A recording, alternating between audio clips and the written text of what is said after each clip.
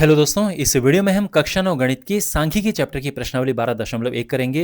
यहाँ पे आप देख सकते हैं ये प्रश्नावली है 12.1 और इस पूरी प्रश्नावली में कुल 9 प्रश्न हैं और इन सभी को हम इस वीडियो में करेंगे। चैनल को ज़रूर सब्सक्राइब करें और अपने दोस्तों के साथ ये वीडियो ज़रूर शेयर करें। तो शुरू करते हैं और ये रहा आपका पहला क्वेश्चन।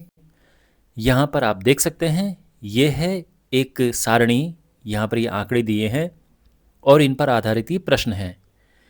तो सबसे पहले हमने क्या करना है कि ऊपर दी गई सूचनाओं को आलेखीय रूप में निरूपित कीजिए। तो हमने एक आलेखीय रूप बनाना है, आलेख बनाना है। अब आपको पता है कि आलेखीय रूप से जब हम निरूपित करते हैं तो 3 तरह से हम कर सकते हैं। एक दंड आलेख होता है, एक आयत चित्र होता है और एक बारंबारता बहुभुज होता है। लेकिन ये जो आंकड़े हैं इस पर केवल और केवल दंड आलेख ही बन सकता है, बाकी दो नहीं बन सकते हैं। तो इसीलिए हम यहाँ पर दंड आलेख बनाएंगे, जबकि इन्होंने ये कहा भी नहीं है कि दंड आलेख बनाओ, वो हमको सोचना है कि वही बनेगा यहाँ पे।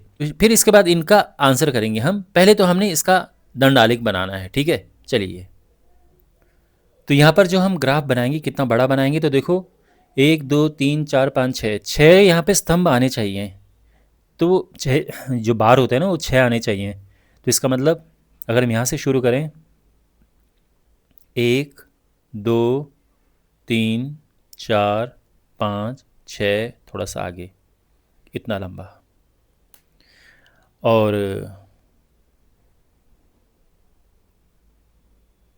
ठीक है, यहाँ पे एक एक छोड़ के मैंने ये लिखा है क्योंकि हम एक एक छोड़ के, एक स्तंभ यहाँ पे बनेगा, एक यहाँ पे, एक यहाँ पे, एक यहाँ पे, इस तरह से, ठीक है। तो ये 6 पूरे बन जाएंगे। ये ओ है, ओरिजिन, मूल बिंदु, ये एक्स अक्ष, वाई अक्ष, ये सब यहाँ पर लिखने हैं, ठीक है। जो जो यहाँ पर जनन स्वास्थ्य अवस्था, तंत्रिका मनोविकारी अवस्था, ये सब हमने यहाँ पर लिखना है। और फिर ये हम वाई अक्ष पर लिखेंगे, ओके। तो पहले यहाँ पर लिखते हैं जनन स्वास्थ्य अवस्था, फिर है तंत्रिका मनोविकारी अवस्था, क्षति, हृदय वाहिका अवस्था, श्वसन अवस्था, अन्य कारण। तो हमने यहाँ पर ये सब लिख दिए हैं। देखो अभी हम यहाँ से हटाएंगे, ठीक है। मैंने ये चीज़ यहाँ पे लगा रखी है जिससे बार बार ऊपर नीचे न जाना पड़े। तो हमारा प्रश्न वैसे ये है, तो मैंने यहाँ पे फिलहाल ही लगा रखा है। अभी हम इसको यहाँ से हटा देंगे, ओके। और यहाँ पर आएगा 4 8 12 16 20 24 28 32, एक एक्स्ट्रा लिख दो 36, पर 32 तक की आवश्यकता होगी, ठीक है ना। और यहाँ से देखने से लग रहा था कि ये 4 के गुणक अगर हम लेते तो ज़्यादा आसानी रहेगी, ओके। और अब जो है इसको यहाँ से हटाते हैं। सबसे पहले है 31.8, यानी 32 के लगभग है, 32 से ज़रा सा कम है, 32 तक ही पहुँचेगा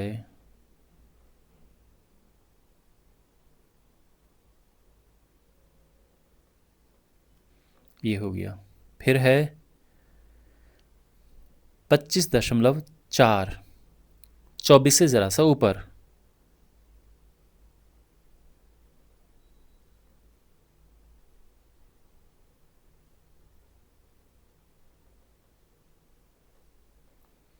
फिर है 12.4, तो लगभग 12 के ही बराबर ये आ रहा है, क्षति।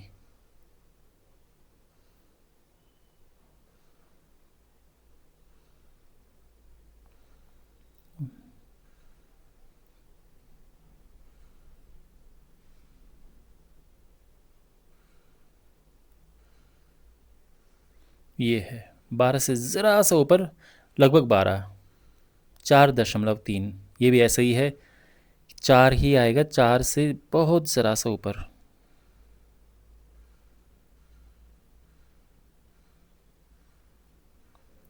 फिर है श्वसन अवस्था, श्वसन अवस्था 4.1, ये भी लगभग 4 के ही बराबर है।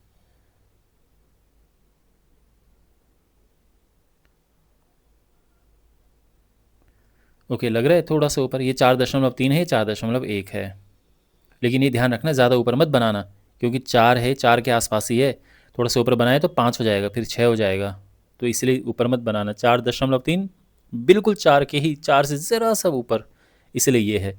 4.1 तो लगभग 4 पे ही आ गया। 22.0 22 है, ये 20 और 24, यहाँ पर ये 20 है, ये 24 है, इसके बीच में आएगा, ये 22 है। ठीक है,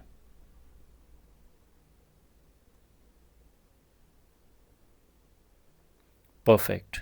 तो ये बन चुका है। और यहाँ पर मैंने लिख दिया कि सारणी में दिए आंकड़ों को दंड आलेख में निरूपित करेंगे, और ये हमने यहाँ पर दंड आलेख बनाया है। ओके, और अब हम ये जो क्वेश्चंस हैं इनके आंसर देंगे। तो सबसे पहले ये है, देखो ये पहला क्वेश्चन है, ठीक है। कौन सी अवस्था पूरे विश्व की महिलाओं के खराब स्वास्थ्य और मृत्यु का बड़ा कारण है? तो यहाँ पर देखो ये अलग अलग चीज़ें लिखी हैं, कारण ये लिखे हैं, और सबसे ज़्यादा है ये 32%, लगभग 32% जनन स्वास्थ्य अवस्था, ये मृत्यु का सबसे बड़ा कारण है। तो हम उत्तर में लिखेंगे जनन स्वास्थ्य अवस्था। आप चाहो तो पूरा लिख दो कि जनन स्वास्थ्य अवस्था पूरे विश्व में महिलाओं के खराब स्वास्थ्य और मृत्यु का सबसे बड़ा कारण है। तो इस तरह से हम पूरा लिख सकते हैं। तीसरा, आपकी अध्यापिका की सहायता से ऐसे दो कारण का पता लगाने का प्रयास कीजिए जिनकी इसमें मुख्य भूमिका रही हो। अब आपको ये टीचर से पूछना है, बाकी वैसे मैं बता ही दूंगा कि जनन स्वास्थ्य अवस्था, आप अपने टीचर से भी ये पूछना और डिस्कस करना कि जनन स्वास्थ्य अवस्था होती है जब कोई महिला गर्भवती होती है या बच्चे को जन्म देती है, तो इस दौरान बहुत सारी महिलाओं की मृत्यु हो जाती है, बहुत सारी महिलाओं को स्वास्थ्य खराब हो जाता है। तो हमने इसका कारण लिखना है। तो इसका मुख्य कारण है, तो जनन स्वास्थ्य अवस्था के कारण खराब स्वास्थ्य और मृत्यु के मुख्य कारण मीन्स जब कोई महिला किसी बच्चे को जन्म देती है, तो इस प्रक्रिया में, यानी जब महिला गर्भवती है और फिर बच्चे को जन्म देती है, तो इस पूरे प्रोसेस में जब खराब स्वास्थ्य होता है, मृत्यु होती है, क्यों होता है ऐसा? तो इसका कारण बता सकते हैं। तो सबसे पहला कारण तो है कि सही पोषण न मिलना। सही पोषण नहीं मिलता है, इसके बहुत सारे कारण हो सकते हैं। गरीब लोग हैं तो उनको पोषण नहीं मिल पाता है सही से, उनको ये नहीं पता है कि क्या खाना चाहिए क्या नहीं खाना चाहिए। तो ये बहुत मुख्य कारण है। और इसमें हम कहें तो गरीबी और अज्ञानता, मतलब कुछ किसी के पास पैसा ही नहीं है, किसी के पास अगर पैसा है तो उनको पता नहीं है कि क्या क्या खाना है, ये हम कह सकते हैं यहाँ पे। हालांकि पैसा है तो डॉक्टर बता देते हैं, उनके पास जाओ, अच्छे डॉक्टर्स के पास बता देते हैं, लेकिन जिनके पास धन नहीं है वो, उनको पोषण मिलना बहुत ही मुश्किल होता है। और दूसरा कारण जो मुझे लगता है कि अच्छे अस्पताल की देखरेख में न होना, क्योंकि जब आप अच्छे अस्पताल जाते हैं वो पूरे जो प्रक्रिया होती है जनन की प्रक्रिया, उसमें पूरा देखरेख होता है अच्छे अस्पताल का। तो अगर अच्छे अस्पताल की देखरेख में नहीं है तो भी संभावना है कि कुछ आगे समस्या आ सकती है जनन के दौरान।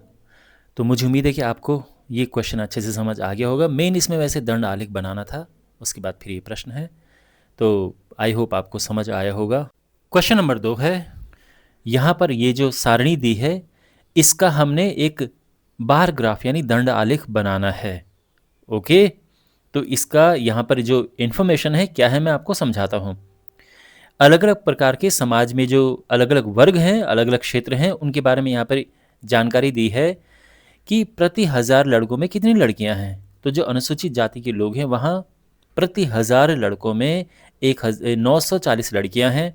अनुसूचित जनजाति में 1000 अगर लड़के हैं तो 970 लड़कियां हैं। और इस तरह से ये है। शहरी में ये सबसे कम बता रहा है कि 1000 अगर लड़के तो 910 लड़कियां हैं।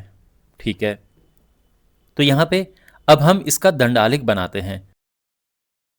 ग्राफ पेपर पहले से सेट हो रखा है। अब देखो यहाँ पे क्या है कि हमने देखना है 1 2 3 4 5 6 7 7 होने चाहिए। तो यहाँ से शुरू हुआ तो एक छोड़ के 1 2 3 4 5 6 7 और थोड़ा एक्स्ट्रा, बिल्कुल सही है इधर वाला। और फिर वाई अक्ष, देखो वाई अक्ष में क्या है, ये नंबर देखो 910, 930, 920, 950, सब इनमें से सबसे बड़ा 970 है। लेकिन बहुत कमाल की बात यहाँ पे आप सीखेंगे, ओके। तो बहुत इम्पॉर्टेंट है उस दृष्टि से ये प्रश्न। तो यहाँ पे ये वाई अक्षम बनाते हैं, ये हुआ ओरिजिन मूल बिंदु, एक्स अक्ष वाई अक्ष, और ये जो यहाँ पर लिखे हैं अनुसूचित जाति अनुसूचित जनजाति, ये सब आएंगे यहाँ पे। अनुसूचित जाति अनुसूचित जनजाति हम लिखते हैं, ठीक है। तो चलो ये पहले लिखते हैं। हमने यहाँ पर ये सब लिख दिए हैं, ये जो अलग अलग क्षेत्र हैं ये हमने यहाँ पे लिख दिए हैं, ये भी लिख देते हैं यहाँ पे क्षेत्र। अब हमने y अक्ष पर ये संख्याएं लिखनी है, लेकिन ये संख्याएं देखो, ये संख्याएं बहुत आसपास हैं। 910, 930, 920, 950, 920 इस तरह से हैं। तो ये और ये मूल बिंदु होता है ज़ीरो, ये ज़ीरो का भी काम करता है। अगर आप देखो कि ये संख्याएं तो हैं आसपास, लेकिन ज़ीरो से बहुत दूर हैं, बहुत दूर। तो इसका ये मतलब होगा कि हम यहाँ पर एक छोटा सा ऐसा बनाएंगे, ये हमने बनाया, और इसके बाद अब हम लिख सकते हैं। अब ज़ीरो से शुरू करने की ज़रूरत नहीं है, हम ये नहीं सोचेंगे कि ज़ीरो के बाद 100 200 ये लिखो, नो। अब हम सीधा लिखेंगे। अब देखो ये जो संख्याएं हैं, सबसे छोटा इनमें है 910 और सबसे बड़ी संख्या 970। तो यहाँ पर ये आने चाहिए। तो 910, 920, 930, 940 ऐसा करके हम लिखेंगे, ठीक है। लेकिन एक काम करते हैं, शुरुआत यहाँ पे कर देते हैं 900। ये 900 है, आप चाहो तो 910 सीधे लिख सकते हो। पूरे हो रहे हैं ये 10, 20, 30, 40, 50, 60, 70, ठीक है। आप चाहो तो सीधे 910 यहाँ पे कर दो। 920, 930, 940, 950 और एक आध बढ़ा के लिख दो 980। वैसे 970 तक है, आप चाहो तो अगर ये और ज़्यादा इसमें स्पेस होता तो हम एक पीछे का भी लिख सकते थे 900, लेकिन ये बिल्कुल परफेक्ट है, कोई प्रॉब्लम नहीं है। अब ये सारे यहाँ पर आराम से आ जाएंगे ये, लेकिन ये ध्यान रखना, क्योंकि देखो यहाँ पे एक एक जो पार्टीशन, एक एक खाना है, ये 10 के बराबर है, लेकिन यहाँ भी तो एक खाना है, पर ये 10, तो ये तो 10 नहीं है, ज़ीरो के बाद सीधे 910 है। इसलिए यहाँ पर ये बनाते हैं हम किंग, ओके, इसको किंग कहते हैं।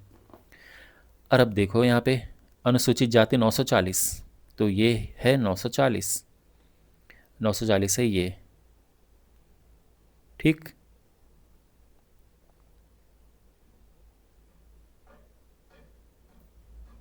अनुसूचित जनजाति 970, 970 है ये।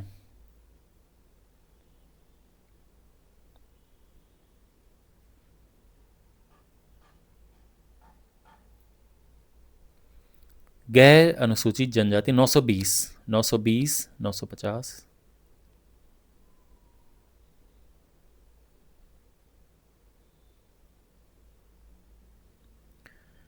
फिर है 950,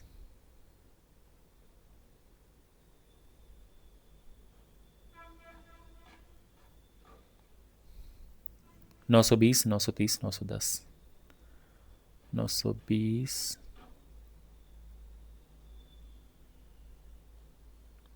आप समझ रहे हैं ना। 920 ये है तो इसकी सीध में ये आ रहा है।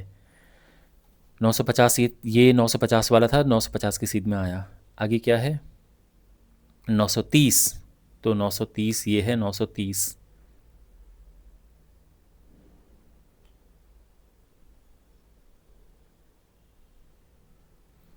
और 910 शहरी 910।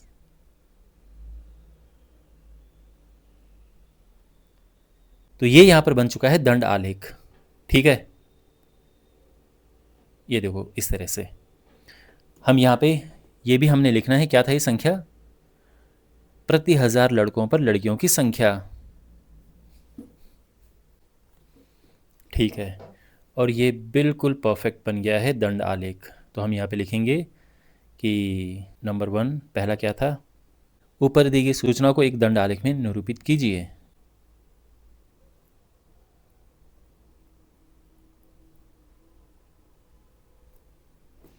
ठीक है, पहला हो गया। दूसरा क्या है, कक्षा में चर्चा करके बताइए कि आप इस आलेख से कौन कौन से निष्कर्ष निकाल सकते हैं। देखो, आप इस आलेख से क्या क्या निष्कर्ष निकाल सकते हो। अच्छा, यहाँ पे वीडियो को पॉज करो और आप विचार करो, आपको क्या लगता है, आप क्या निष्कर्ष निकालते हो। देखो, यहाँ पर प्रति 1000 लड़कों पर लड़कियाँ लिखी हैं कि कितनी लड़कियाँ हैं प्रति 1000 लड़कों पर। तो सबसे ज़्यादा लड़कियाँ हैं, सबसे अधिक लड़कियाँ अनुसूचित जनजाति में हैं प्रति 1000 लड़कों पर। वहाँ लड़कियों का अनुपात अच्छा है, 970 लड़कियाँ हैं प्रति 1000 लड़कों पर। और सबसे कम लड़कियाँ शहरी में हैं, सब 1000 लड़कों पर मात्र 910 लड़कियाँ हैं। तो शहरी क्षेत्र में जो लड़कियों का अनुपात है काफ़ी कम है। ओके, तो ये हम यहाँ पे लिखते हैं, ये जो निष्कर्ष हमने निकाला है। तो यहाँ पर हमने ये लिख दिया है कि दंड आलेख से हम यह निष्कर्ष निकाल सकते हैं कि अनुसूचित जनजाति में लड़कियों का अनुपात सबसे अधिक है, शहरी क्षेत्र में लड़कियों का अनुपात सबसे कम है।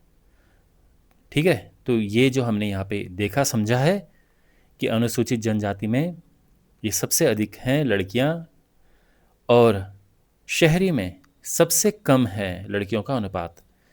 तो ये ही हमने यहाँ पे लिखा है। ठीक, और इस तरह से क्वेश्चन कंप्लीट हो गया है। और अब हमारे पास है क्वेश्चन नंबर 3 और हमने इसका बार ग्राफ यानी दंड आलेख खींचना है।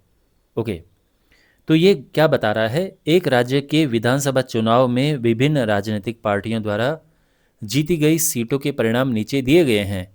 तो ये राजनीतिक पार्टियां हैं और सीटें उनकी द्वारा जीती गई ये हैं। हमने क्या करना है, मतदान के परिणामों को निरूपित करने वाला एक दंड आलेख खींचिए। तो हमने एक बनाना है, आलेख बनाना है, ग्राफ बनाना है, किस राजनीतिक पार्टी ने अधिकतम सीटें जीती। तो इस पे बाद में आएंगे, पहले हम यहाँ पर एक दंड आलेख यानी एक बार ग्राफ बनाते हैं। ओके, तो यहाँ पर हम सबसे पहले तो एक एक्स अक्ष पर खींचेंगे, लेकिन कितना लंबा होना चाहिए देखते हैं। 1 2 3 4 5 6। तो यहाँ से अगर हम शुरू करें 1 2 3 4 5 6, थोड़ा सा आगे, परफेक्ट, और ऊपर इतना बहुत है।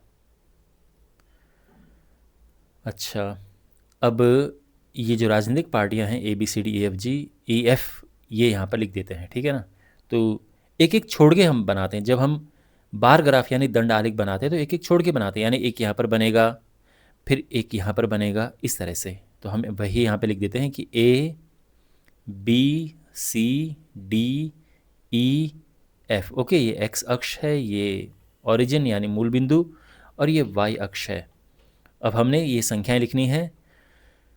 तो ये है 10 भी है इसमें, सबसे छोटा है 10, सबसे बड़ा है 75। ये दोनों कवर होने चाहिए। तो बेस्ट है 10 20 30 40 लेना। 10 30 40 50 60 70 80, इतना बहुत है। ठीक है, ओके, और अब यहाँ पर खींचते हैं हम। तो मैं कलरफुल पेन यूज़ कर रहा हूँ, बट आपको केवल पेंसिल से बनाना है।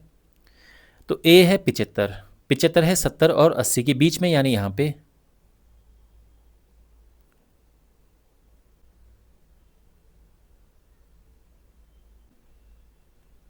बी है 55, 55 है 50 और 60 के बीच।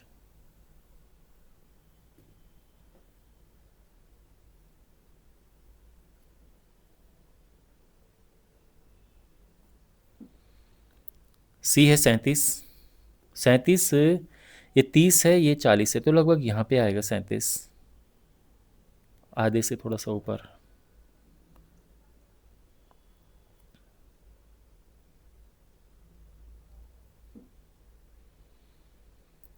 फिर है 29,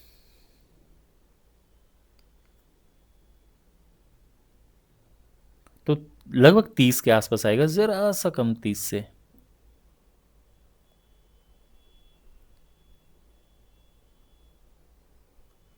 ओके, फिर है 10 और फिर 37। 10 तो ये है,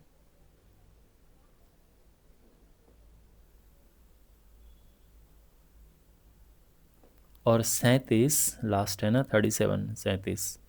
तो 30 और 40 के बीच में तो यहाँ कहीं आएगा।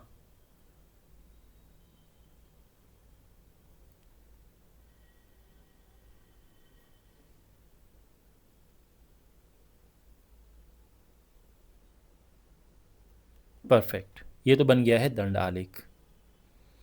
तो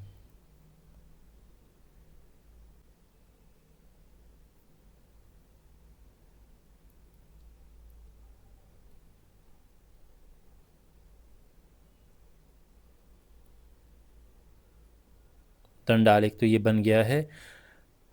ठीक है, यहाँ पे तो हम लिखेंगे ये हैं राजनीतिक पार्टियाँ, जैसे आप देख सकते हैं ना, राजनीतिक पार्टी, और यहाँ पर जीती गई सीटें। राजनीतिक पार्टी,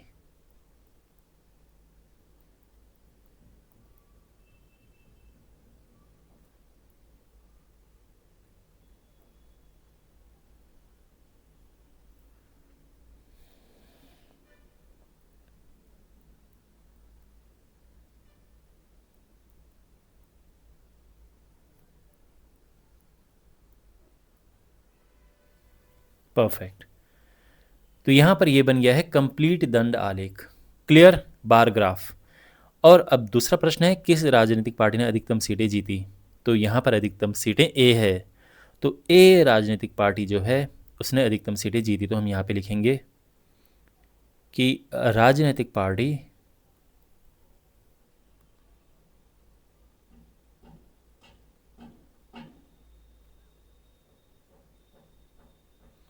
ए ने अधिकतम सीटें जीती।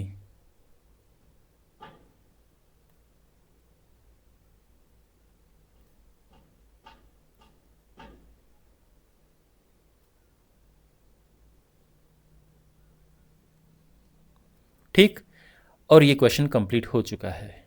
मुझे उम्मीद है कि आपको सब समझ आया होगा। और अगले क्वेश्चन में जाने से पहले इस चैनल को ज़रूर सब्सक्राइब करें और वीडियो को लाइक करें। और अब हमारे पास है क्वेश्चन नंबर 4।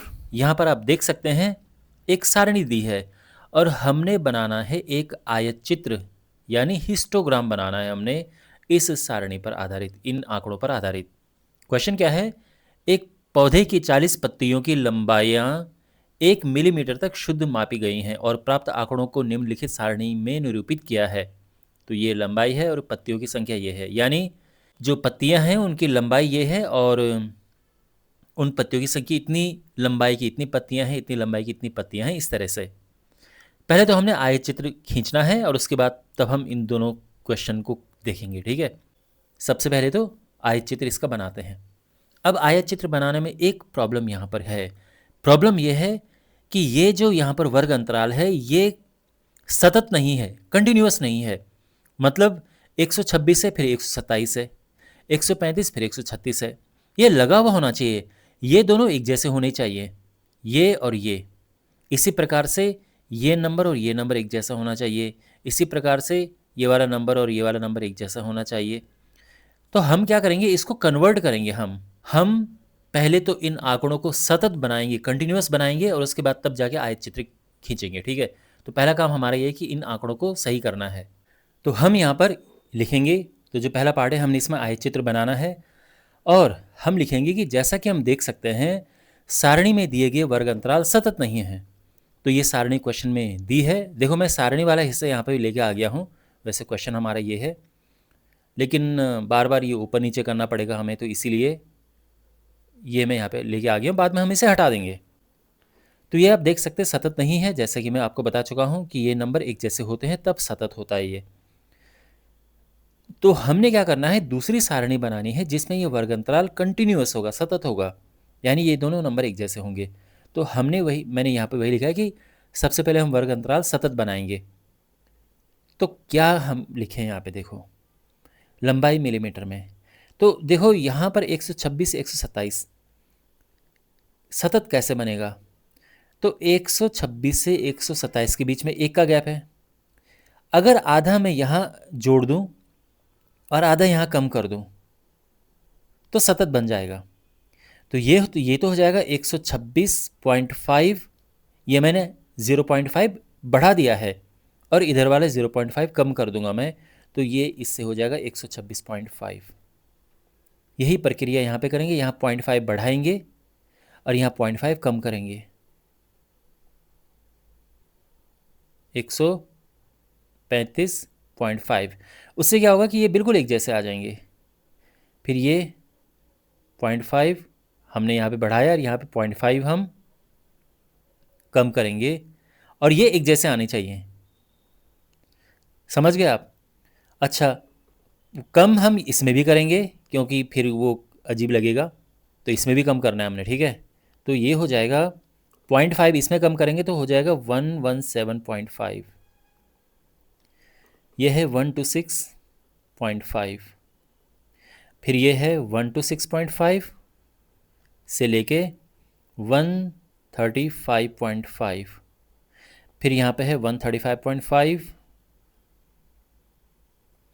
यहाँ से 144.5। अब आप देख रहे हैं ये बिल्कुल एक जैसा है, तो ये कंटिन्यूअस है अब सतत। फिर ये 144.5, 153.5, तो यहाँ पे भी 153.5 होना चाहिए। और ये होगा 162.5, तो इसको भी यही होना चाहिए 162.5, और ये हो जाएगा 171.5। फिर ये सेम यहाँ पर होना चाहिए।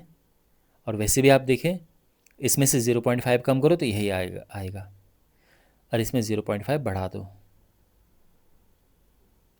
तो समझे? इसमें 0.5 कम करो, इसमें 0.5 बढ़ा दो, तो ये हमने करना है। और इनको बिल्कुल लिख दो जैसा है, 3, 5, 9, 12, 5, 4, 2। ठीक, अब ये यहाँ से ये हटा देते हैं। अब हमने क्या करना है, इसका आयत चित्र बनाना है, तो ग्राफ हम यहीं पे बना देते हैं।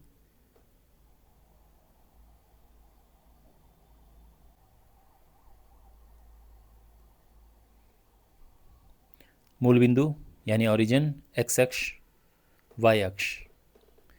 अब यहाँ पर हमने इनको यहाँ पर लिखना है। ओके, तो शुरुआत करेंगे 117.5 से।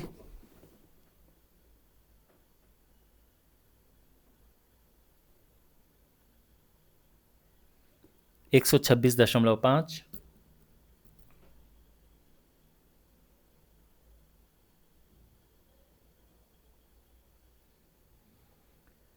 135.5। ठीक है, यही यहाँ पे नंबर हैं, आप चाहे ऐसे में नीचे जाओ या नंबर्स देखो, यही हैं। फिर है 144.5, फिर है 153.5, 162.5,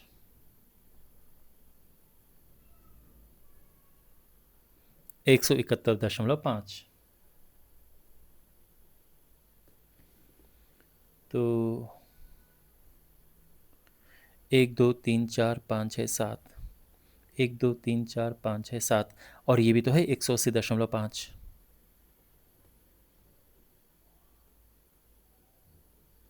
तो बेसिकली जो भी नंबर आपको यहाँ पे दिखे सब हमने यहाँ पे लिखने हैं। और आप चाहो तो एक अगला भी लिख सकते हो, लेकिन नहीं लिखना चाहो कोई बात नहीं। ओके, अगर आप इससे अगला लिखना चाहते तो क्या लिखते आप, सोचो ज़रा। अगर यहाँ पे नंबर लिखना हो तो क्या लिखते आप, सोचो। तो देखो यहाँ पे गैप किसका है, ये 9 9 का गैप है। इसमें 9 प्लस करोगे ये आएगा, 9 प्लस करोगे ये आएगा, 9 प्लस करोगे ये आएगा, तो इसमें भी 9 प्लस करोगे तो यहाँ पे आएगा 189.5। ठीक है, अब एक और इम्पॉर्टेंट बात यहाँ पर है। यहाँ पर अगर आप गैप देखें तो गैप 9 9 का है। एक खाने का मतलब 9 का गैप, 9 का गैप, 9 का गैप, है ना। एक एक खाने में 9 का गैप है, लेकिन यहाँ पे देखो ये 0 है और ये सीधा 117.5 पहुँच गया। यानी इसके और इसमें तो 117.5 का गैप है। ठीक है, तो इसके लिए हम क्या करते हैं, तो जब भी ऐसी सिचुएशन आती है तो हम वहाँ पे किंक बना देते हैं। तो थोड़ा सा यहाँ से मिटाना है और एक ये जिगजैग टेढ़ी मेढ़ी लाइन बना देंगे, बस हो गया, परफेक्ट है। और अब हमने यहाँ पे आयत चित्र बनाना है। तो यहाँ पे उससे पहले हमने यहाँ पे भी तो लिखना है, यहाँ पे हमने नंबर लिखना है। किस तरह से देखो, तो यहाँ पे 2 है, 4 है, देखो सबसे बड़ा नंबर यहाँ पे 12 है। तो अगर हम 2-2 करके भी लिखें तो भी काम बन जाएगा। 2, 4, 6, 8, 10, 12, बिल्कुल सारे कवर हो गए। और एक चलो एक्स्ट्रा लिख देते हैं। सबसे पहले है 3। 3 देखो 117.5 से 126.5, यहाँ पर 3 है। 3, 2 और 4 के बीच में आते हैं, यानी बिल्कुल इस यहाँ पे है 3। ठीक, तो ये बन गया। फिर है 5, 126.5 और 135.5, इसके बीच में क्या है 5। 5 4 और 6 के बीच में आता है।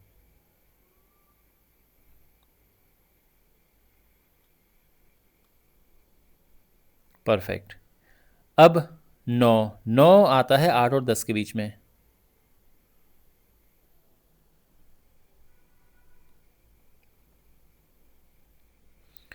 एक 144.5, 153.5, इसमें है 12।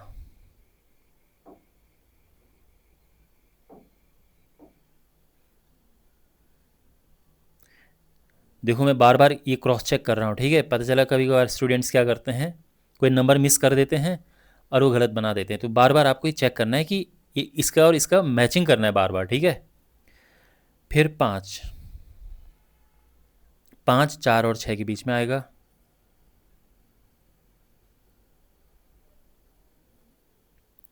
फिर 4 है,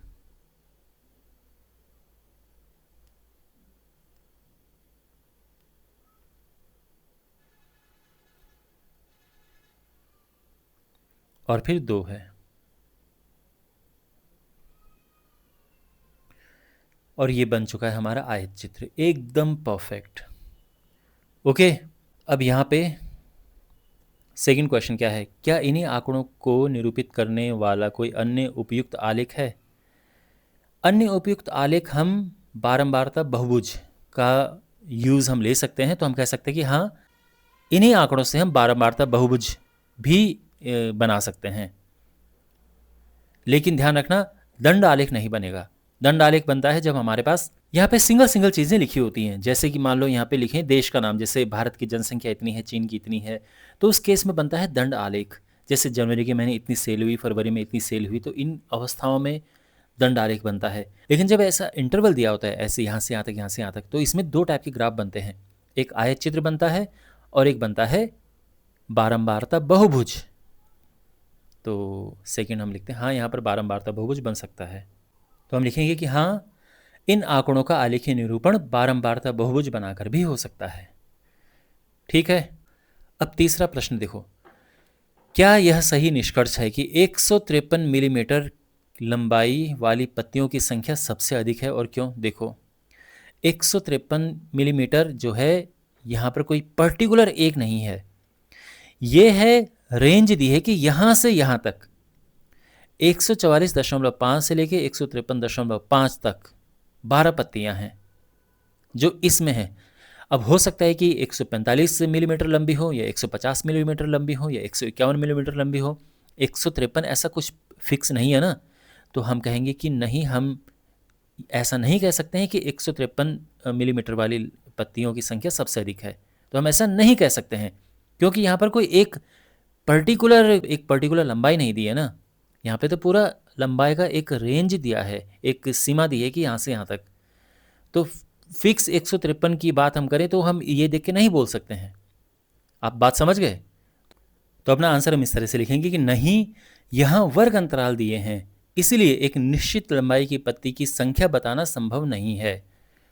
तो ये इस तरह से क्वेश्चन होगा। मुझे उम्मीद है कि आपको समझ आया होगा, और ये भी कि ये बहुत कुछ आपने सीखा होगा इस प्रश्न से। इसमें यह है कि जो हमारी आंकड़े होते हैं, इस तरह से वर्ग अंतराल दिया है तो उसको सतत कैसे बनाएं, फिर आयत चित्र कैसे बनाएं, तो ये सब आप सीखे। साथ में आप ये भी सीखे होंगे कि किंग की बनाने की ज़रूरत क्यों पड़ती है, कहाँ पे बनाते हैं। ओके, तो ये सब जो कॉन्सेप्ट हैं आपके क्लियर हुए होंगे, मुझे पूरी उम्मीद है। और अब हमारे पास है क्वेश्चन नंबर 5। यहाँ पर आप देख सकते हैं ये सारणी दी है और हमने इसका आयत चित्र बनाना है और फिर इस प्रश्न का भी उत्तर देना है। तो सबसे पहले हम इसका आयत चित्र बनाते हैं। तो जब हम इसका ग्राफ बनाएंगे तो x अक्ष पर यह आएगा और y अक्ष पर यह आएगा। हमने बनाना है आयत चित्र।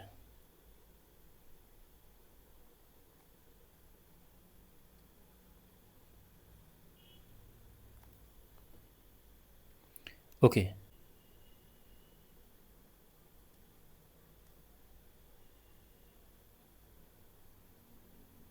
ये मूल बिंदु x अक्ष और y अक्ष, ठीक है। अब यहाँ पर पहले हम इन संख्याओं को यहाँ पे लिखेंगे तो क्या क्या है, 300 है, 400, 500, 600, 700, 800, 900, 1000 तक है, ठीक है। तो यहाँ पे ये है 300,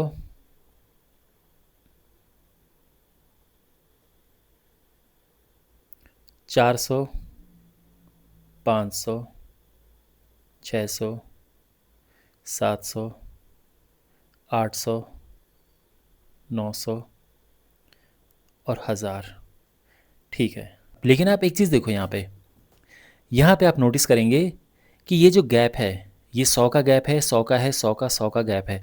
लेकिन यहाँ से ये 0 है, यहाँ से यहाँ पे 300 का गैप है। तो जब भी ऐसा होता है कि एकदम ये गैप एकदम बड़ा हो जाता है और फिर इस तरह से है, तो यहाँ पर हमें किंक बनाते हैं। तो करना क्या है कि थोड़ा सा यहाँ पे मिटाएंगे और फिर एक जिगजैग लाइन यहाँ पे टेढ़ी सी लाइन बना देंगे इस तरह से, और इसके किंग कहते हैं। अब परफेक्ट है, ये हो गया। अब वाई अक्ष देखो,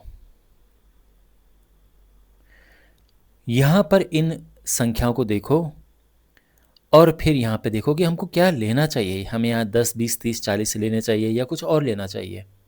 तो देखो, तो एक तो ये तरीका देखने का है कि कौन कौन से नंबर ऐसे हैं जो किसी एक नंबर से भाग चले जाते हैं।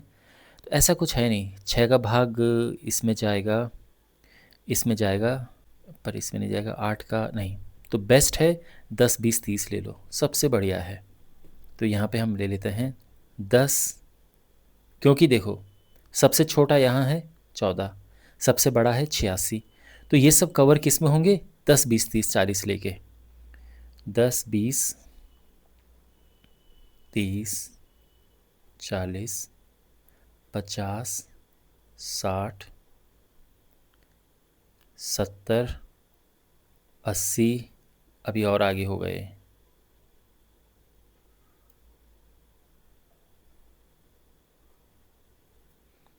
90, यहाँ पे कवर हो जाएगा, ठीक है। ओके, तो ये अभी तक एकदम परफेक्ट है। ये बहुत आगे है तो आप चाहो तो इसको मिटा सकते हो और यहाँ पे x लिख सकते हो, ठीक है। अब हम बनाना शुरू करते हैं आयत चित्र। 300 से 414। देखो मैं थोड़ा अलग कलर यूज़ कर रहा हूँ, लेकिन आपने केवल पेंसिल का ही यूज़ करना है। मैं इसीलिए ताकि आपको अच्छा सा दिखे यहाँ पे। तो 300 से 414। अब देखो 10 ये है, 20 ये है, 15 बीच में होगा, 14 थोड़ा यहाँ पे होगा।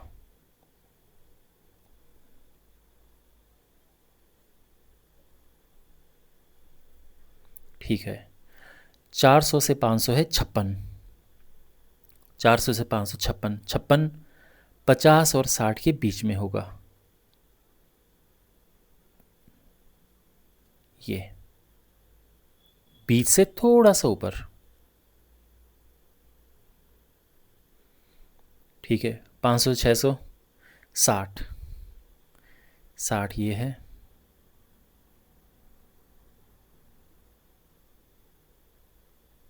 परफेक्ट। 600 से 700 86, तो 86 है 80 और 90 के बीच में, और बीच में 85 आएगा तो थोड़ा सा बीच से ऊपर,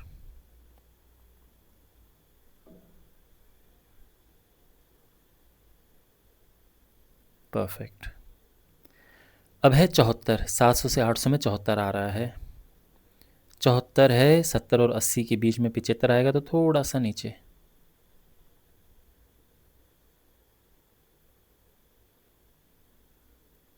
ठीक। अच्छा, अब है 62, 800 से 900 में 62 है। 62 है 60 से थोड़ा सा ऊपर।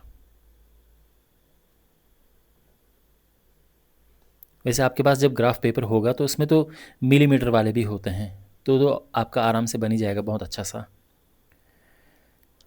और अब है 48 लास्ट में। तो 900 से 1000, 48 से 48, 50 से नीचे ये है।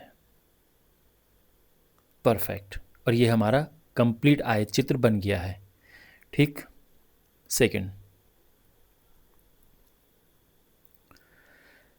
ओके, देखो ये प्रश्न हमारे पास क्या था कि जो नियॉन लैंप हैं, 400 नियॉन लैंप का जीवन काल देखा गया। तो 300 से 400 घंटे तक 14 नियॉन लैंप जले, 400 से 500 घंटे तक इतने नियॉन लैंप जले, 500 से 600 घंटे तक 60 नियॉन लैंप जले। समझ रहे हैं? मतलब जो नियॉन लैंप हैं ये इतने घंटों के बाद तब जाके ख़राब हुए। 48 ऐसे हैं जो 900 से 1000 घंटे तक चले। ये है। अब यहाँ पर यह है कितने लैंपों के जीवन काल 700 घंटों से अधिक हैं। देखो 700 तक तो ये है, 700 के बाद वाले ये तीनों हैं, तो हम तीनों को प्लस कर देंगे। तो हम ये कहेंगे कि 700 घंटों से अधिक जीवन काल इन तीनों को प्लस करके लिख देंगे, वो उतने नियॉन लैंपों का होगा।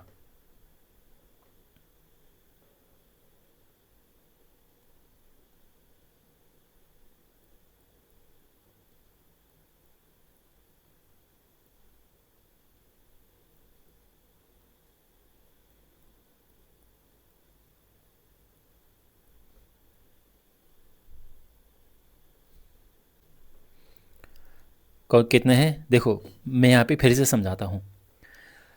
700 घंटों तक का तो ये है कि 300 से 400 घंटे इतने नियॉन लैंप चलते हैं और ये सब है।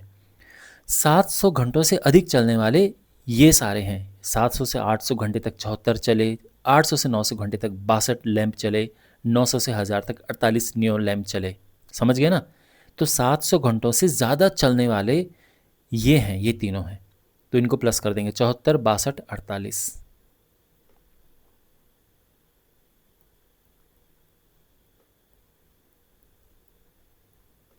कितना आएगा ये है 14 का, फिर 1, 5, 11, 18 इतने लैंपों का है।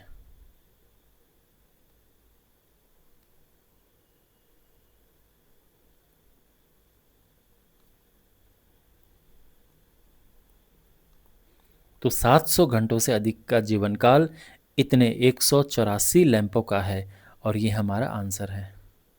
समझ गए आप? तो इस तरह से इस क्वेश्चन को हल करेंगे। मुझे उम्मीद है कि आपको ये अच्छे से समझ आ गया होगा। क्वेश्चन नंबर 6 है। यहाँ पे आप देख सकते हैं ये सारणी दी है और हमने बनाना है बारंबारता बहुभुज। अब यहाँ पे ध्यान से देखो, ये क्या है? नीचे की दो सारणियों में प्राप्त किए गए अंकों के अनुसार दो सेक्शनों के विद्यार्थियों का बंटन किया है। सेक्शन ए के विद्यार्थी, सेक्शन बी के विद्यार्थी। तो यहाँ पर ये कहा गया है कि 0 से 10 अंक सेक्शन ए में 3 स्टूडेंट्स के आए हैं और इसी तरह से सेक्शन बी में 5 बच्चों के आए हैं 0 से 10, फिर 10 से 20, 20 से 30, ये सब लिखा है। यानी सेक्शन ए के स्टूडेंट के जो नंबर हैं वो यहाँ पर लिखे हैं कि इतने बच्चे हैं, इतने स्टूडेंट हैं, और सेक्शन बी के जो स्टूडेंट के अंक हैं इतने इतने बच्चों के हैं। ठीक है, हमने क्या करना है कि एक ही ग्राफ में, एक ही आलेख पर दोनों बनाने हैं। क्या?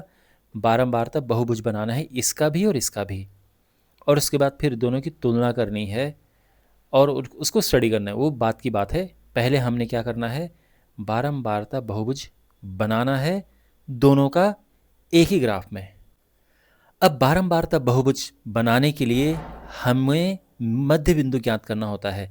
जैसे है ना 10, 0 से 10, इसका मध्य बिंदु होता है 5। तो इन ऐसे ही मध्य बिंदु ज्ञात करने होते हैं। ऐसे ही यहाँ पे करना होता है और उसके बाद फिर हम तब बनाएंगे। ठीक है, तो बेसिकली मेरा कहने का ये मतलब है कि इसकी एक और सारणी बनेगी।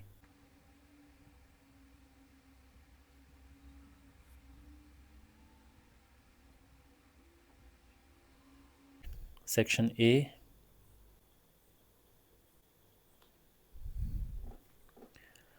अंक बारंबारता, अंक, लेकिन यहाँ पे हम लिखेंगे वर्ग चिन्ह, जो मध्य बिंदु होता है ना उसको हम वर्ग चिन्ह कहते हैं।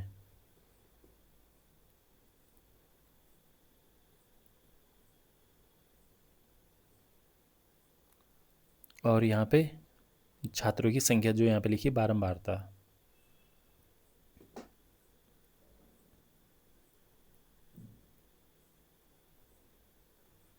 ऐसे ही यहाँ पर अंक, मध्य बिंदु लिखो या वर्ग चिन्ह लिखो।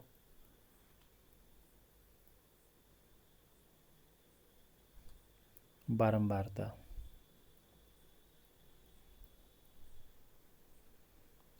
अब ये है 0 से 10,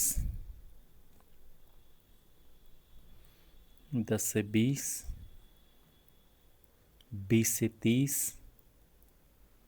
30 से 40, 40 से 50, और 3, 9, 17, 12, 9।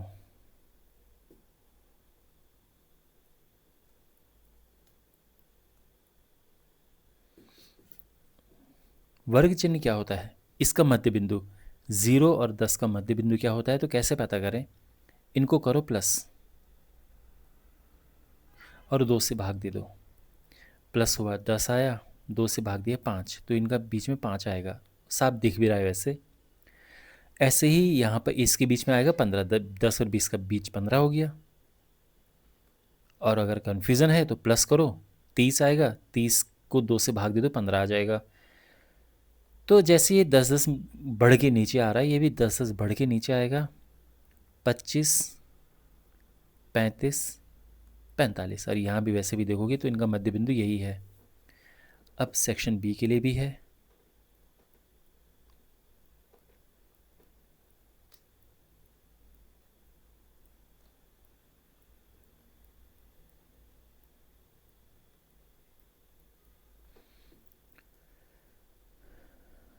बारंबारता 5, 19, 15, 10, 1।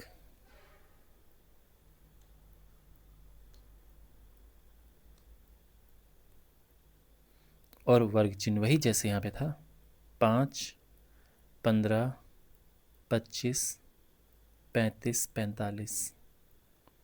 ठीक है, दोबारा ये 3, 9, 17, 12, 9, 3, 9, 17, 12, 9, 5, 19, 15, 10, 1, 5, 19, 15, 10, 1।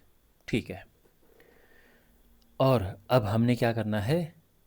ग्राफ बनाना है, बारंबारता बहुभुज।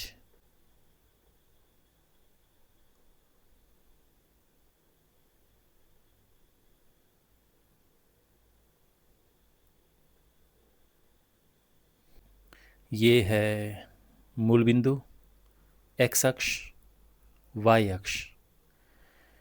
तो यहाँ पर ये जो वर्ग चिन्ह है ये आएंगे यहाँ पे 5, 15, 25,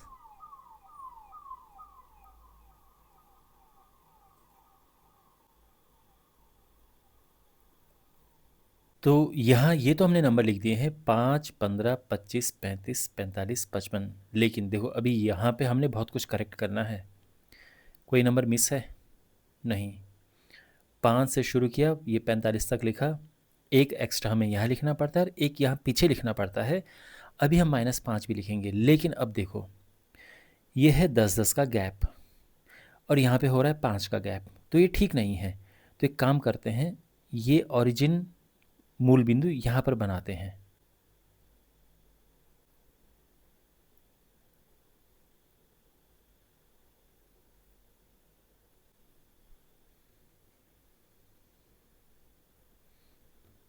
अब सही है, अब ये आधा है, इस बात का बिल्कुल ध्यान रखना, ठीक है? तो ये है 0, लेकिन अब इसको पीछे भी लेके जाना है। क्यों पीछे लेके जाना है? क्योंकि देखो यहाँ पर क्या है, 5 से 45 तक है, ठीक है, 5 से 45 तक, लेकिन एक हमने 45 से बड़ा लिखा और एक 5 से छोटा लिखेंगे। 10-10 के गैप में, 10 के गैप में यहाँ तो यहाँ आएगा -5, -5 है ये, समझ गए? परफेक्ट है ये। अब हम ये यहाँ से मिटा सकते हैं, इतना लंबा बनाने की ज़रूरत नहीं है।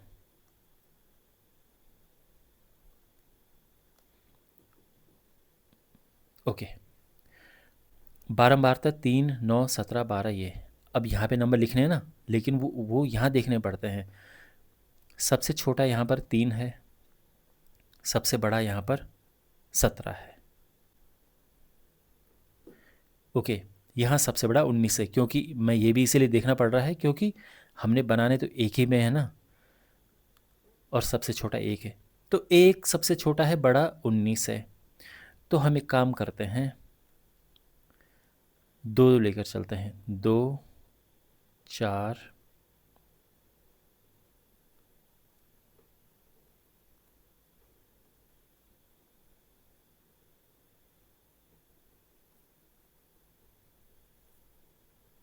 परफेक्ट, परफेक्ट, सब कवर हो गए हैं।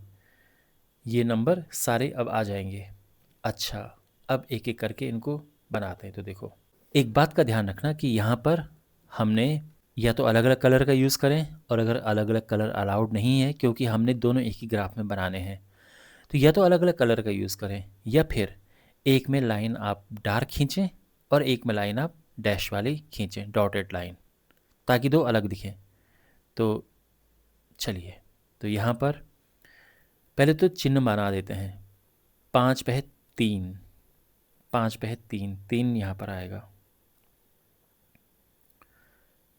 15 पे 9, 15 पे है 9, 25 पे 17, 25 पे 17, 17 है 16 और 18 के बीच, 35 पे 12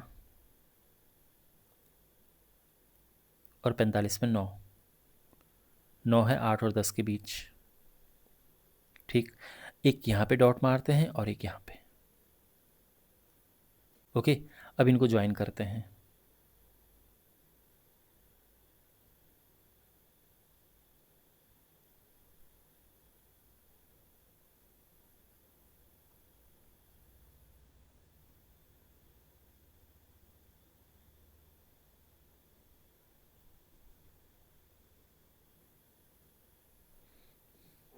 ठीक, और अब हमारे पास है ये, तो या तो हम दूसरा कलर यूज़ करेंगे या फिर डैश डैश। तो क्योंकि आपको एग्ज़ाम में पेंसिल से बनाना होगा या अपनी बुक में, तो आपको डैश डैश लगाना होगा। ठीक है, चलो। 5 पे है 5, पहले तो चिन्ह बना देते हैं। 5 पे 5 है, 4 और 6 के बीच में 5 आएगा। 15 पे 19, 15 पे 19, ठीक। 25 पे 15, 25 पे 15, 15 है 14 और 16 का बीच। 35 पे 10, 35 पे 10, 45 पे 1, 45 पे 1, 1 है, या ये 2 है तो 1 बिल्कुल यहाँ पे आएगा। अब देखो, इससे हमने इसको मिलाना है, तो आप क्या करेंगे, स्केल रखेंगे और ऐसी लाइन खींचेंगे। ठीक है ना?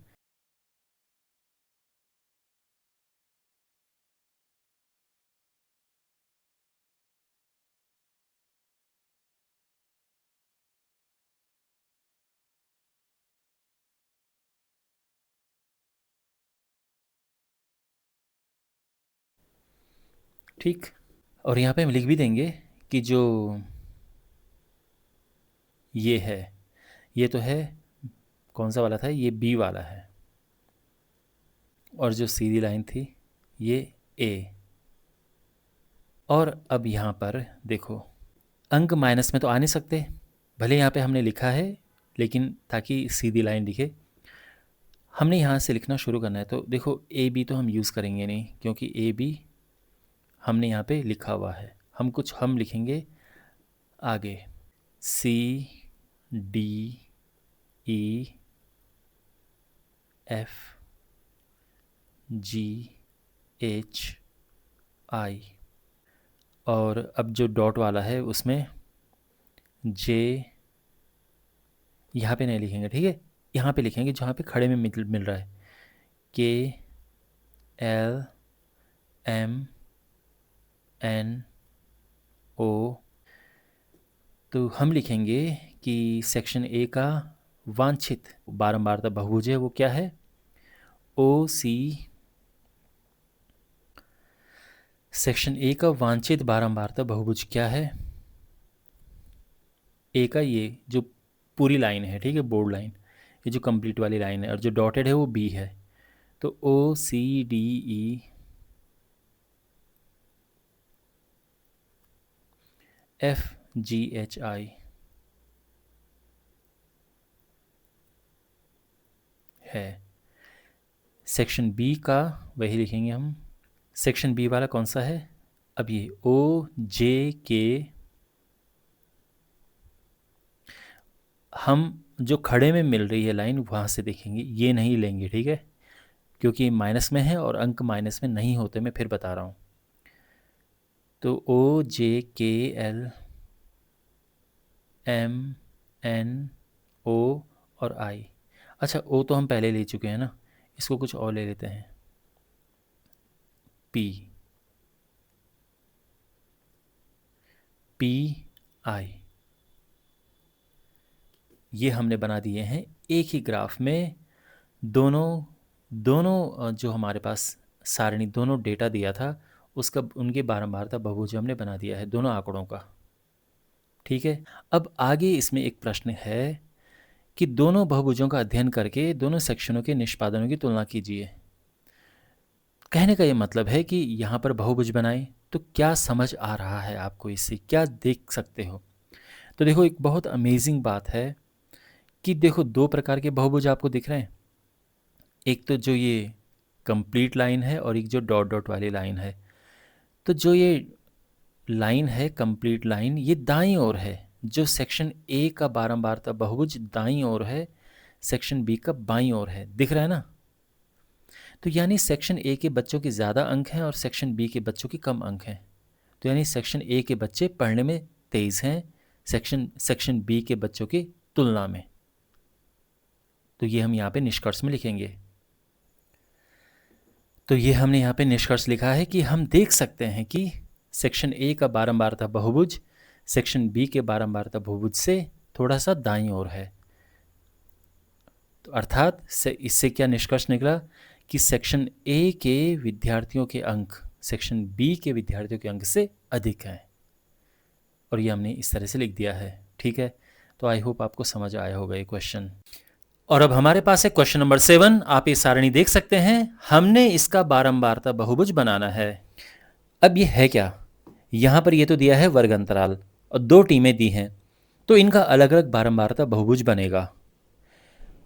अब इसमें एक छोटी सी समस्या है, वो ये है कि ये सतत नहीं है, कंटिन्यूअस नहीं है। मतलब देखो, ये 6 है ना, तो ये 7 है, जबकि ये एक जैसे होने चाहिए।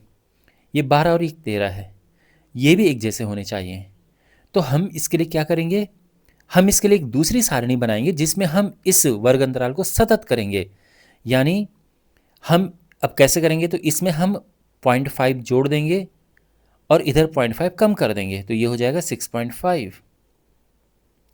यहाँ 0.5 जोड़ देंगे और यहाँ कम कर देंगे, तो इस तरह से ये बिल्कुल एक जैसे हो जाएंगे।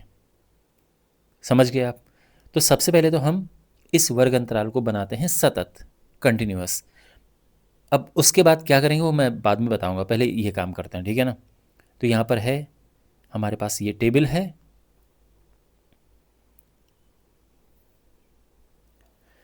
तो यह है गेंदों की संख्या। अब यहाँ पर देखो, यह है 1 से 6, तो हम क्या करेंगे, 0.5 यहाँ कम करेंगे, 0.5 यहाँ बढ़ाएंगे, तो ये हो जाएगा 0.5 से लेके 6.5। ऐसे इसमें करेंगे, 0.5 यहाँ कम करेंगे, 0.5 यहाँ बढ़ाएंगे, तो 6.5 से लेके 12.5। फिर है 12.5 से 18.5।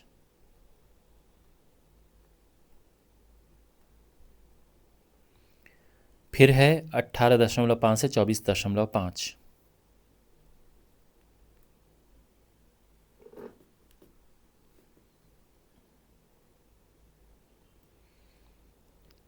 24.5 से देखो ये 6 में बढ़ रहा है, 6 दूनी 12 18 24 6 करके बढ़ रहा है, ठीक है ना। तो हम लिख सकते हैं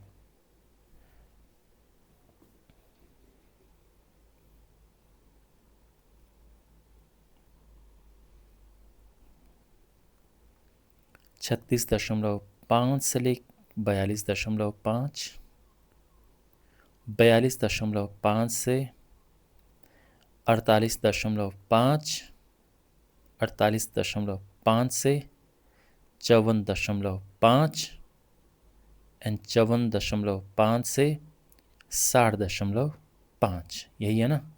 हाँ बिल्कुल परफेक्ट, बिल्कुल। अच्छा, अब यहाँ पर हम फिर देखो, जब बारंबारता बहुभुज बनाते हैं तो हम मध्य बिंदु लेते हैं इनका, जिसको कि हम कहते हैं वर्ग चिन्ह। तो यहाँ पर आएगा वर्ग चिन्ह, इसका लेते हैं मध्य बिंदु। इनका मध्य बिंदु क्या होगा? तो हम क्या करते हैं कि इनको जोड़ते हैं और 2 से भाग दे देते हैं, सीधी बात है।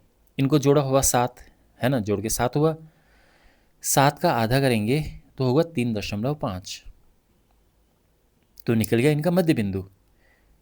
इनको जोड़ो तो ये होगा 12 6 18 1 19, 19 और 2 से भाग दे दो तो होगा 9.5, है ना।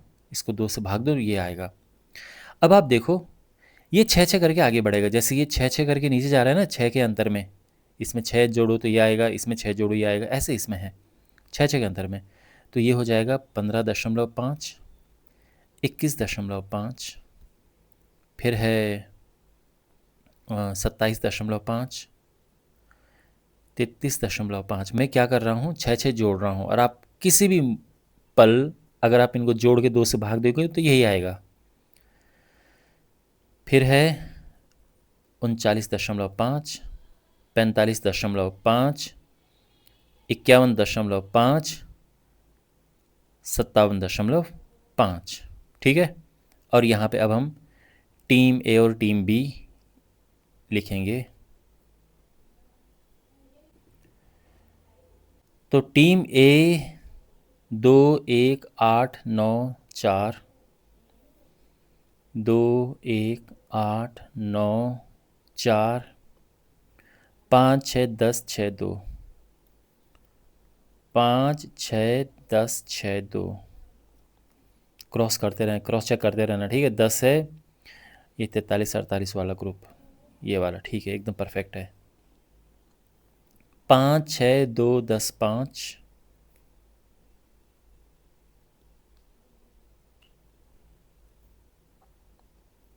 6 3 4 8 10, परफेक्ट। और अब हम ग्राफ में इसको हम इसका बारंबारता बहुभुज बनाते हैं। तो हमने ग्राफ पेपर ले लिया है और इसमें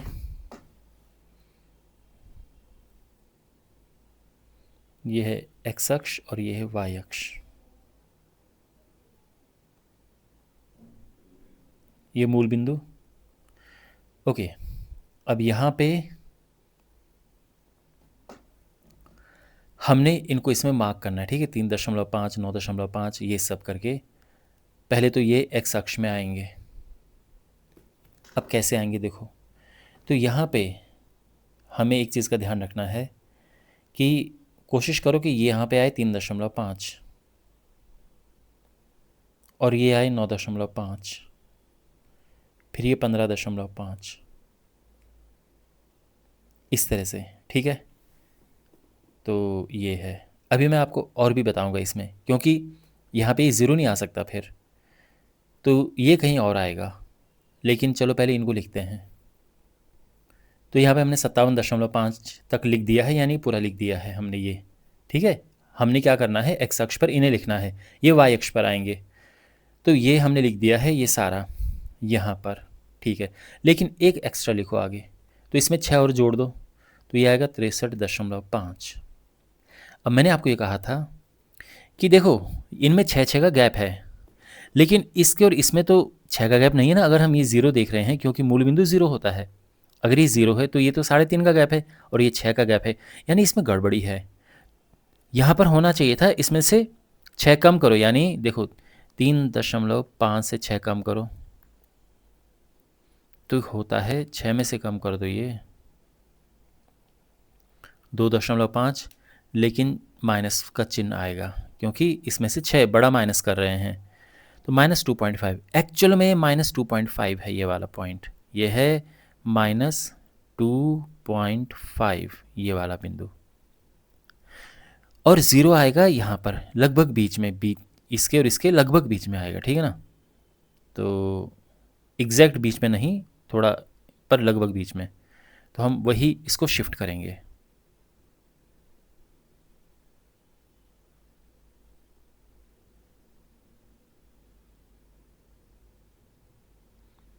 बिल्कुल परफेक्ट है ये,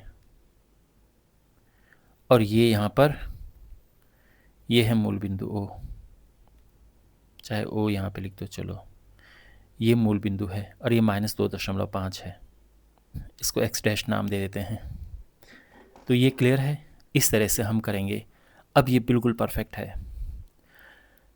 अब देखो कहानी y अक्ष पर, तो y पर हमने नंबर लिखने हैं। अब हमने 1 2 3 4 लिखने हैं या 10 20 30 40 लिखने हैं। ये कैसे पता चलता है? ये इनको देखकर पता चलता है। तो सबसे छोटा सबसे बड़ा देखो, सबसे छोटा यहाँ पर 1 है और सबसे बड़ा यहाँ पे 10 है, तो 10 होने चाहिए। 1 2 3 4 5 6 7 8 9 10, थोड़ा सा ऊपर कर देते हैं इसे, तो ये बढ़िया से आ जाएगा।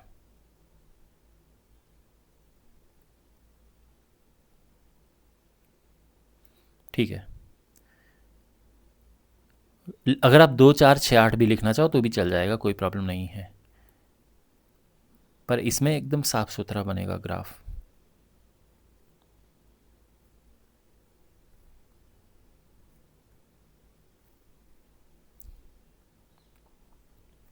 ठीक है, तो अभी तक ये सब हो गया है, और अब हमने क्या करना है, डॉट मारना है। 3.5 पे 2 है, तो 3.5 पे 2 है, 3.5 पे 2 है, तो 3.5 ये देखो, 2 ये देखो, फिर है 9.5 पे है 1 1 8 9 4, यहाँ पर 1 है, फिर इस पे 8 है, फिर इस पे 9 है, फिर इस पे 4 है, ठीक है ना। 4 है 27.5 पे, 27, हाँ बिल्कुल सही है। 5 6 10 6 2, 5 6 10 6 2, ठीक है। और ध्यान रखना, जो लास्ट में हमने लिखा एक एक्स्ट्रा, उस पर भी करना है हमने, और ये जो यहाँ पहले लिखा उस पर भी करना है, ठीक है। अब इनको हम ज्वाइन करते हैं, तो हमने ज्वाइन किया,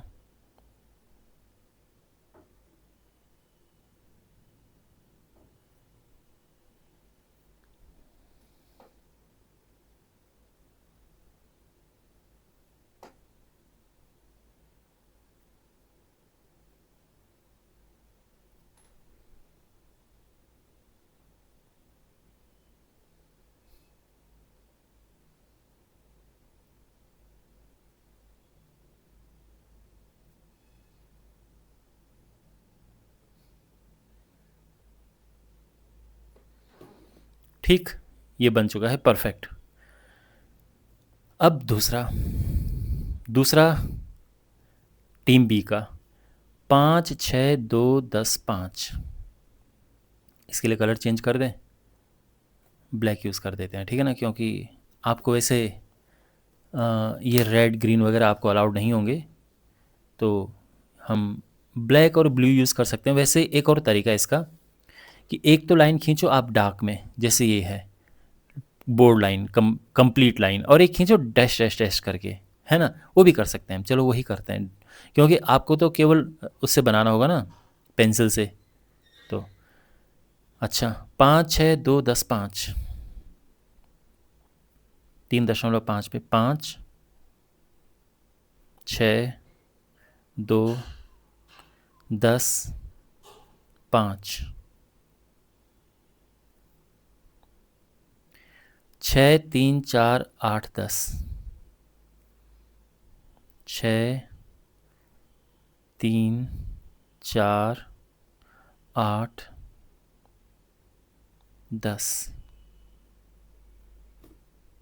ओके, अब इनको ज्वाइन करते हैं। तो जैसे मैंने कहा कि हम इनको ज्वाइन कर सकते हैं, या तो कलर चेंज करो, जैसा कि हम इसका यूज़ करेंगे।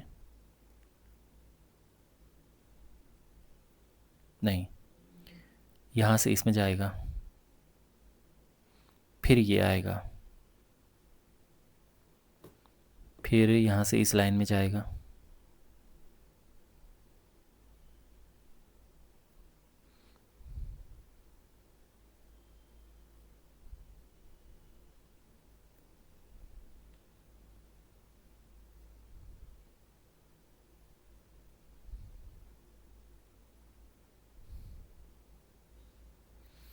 और यहाँ से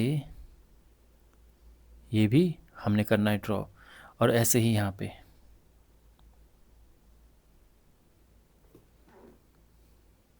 ठीक है, ये बन चुका है। और हम लिखेंगे यहाँ पे, एक तो ये है जो बिल्कुल ब्लैक में है, और एक है जो ब्लू में है। तो हम ये लिखेंगे कि ये है टीम ए और ये है टीम बी जो ब्लैक में है। ठीक, और आप चाहो, जैसे मैं कह रहा था, कि आप डॉटेड लाइन यूज़ कर सकते हो, जैसे यहाँ पे इस तरह से डॉटेड लाइन। तो फिर ये है कि हम पेंसिल से भी बना सकते हैं, ठीक है ना, हमको अलग अलग कलर लेने की ज़रूरत नहीं है। फिर इस तरह से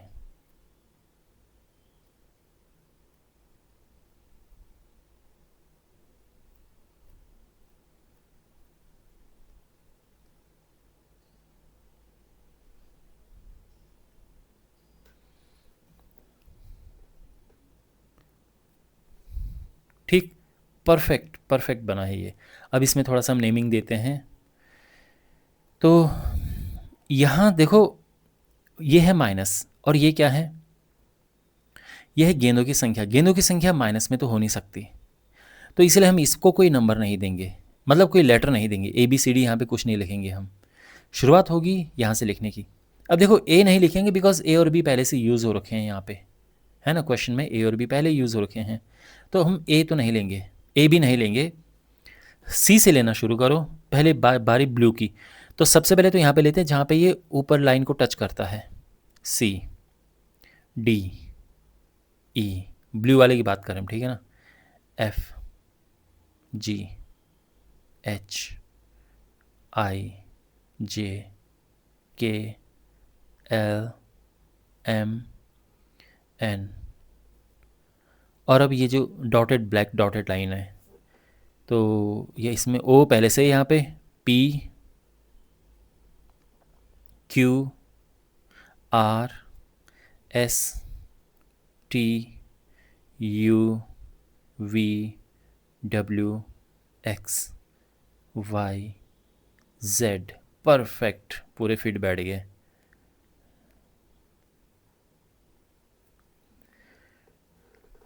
ठीक है, तो हम ये कहेंगे कि टीम ए का बारंबारता बहुभुज है।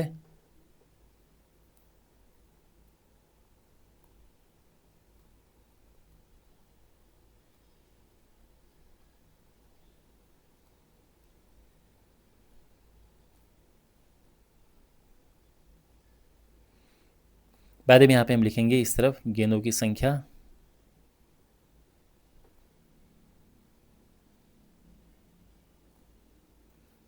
और यहाँ पे ये क्या है, ये रन बनाए गए हैं। ठीक है, तो ये है रनों की संख्या।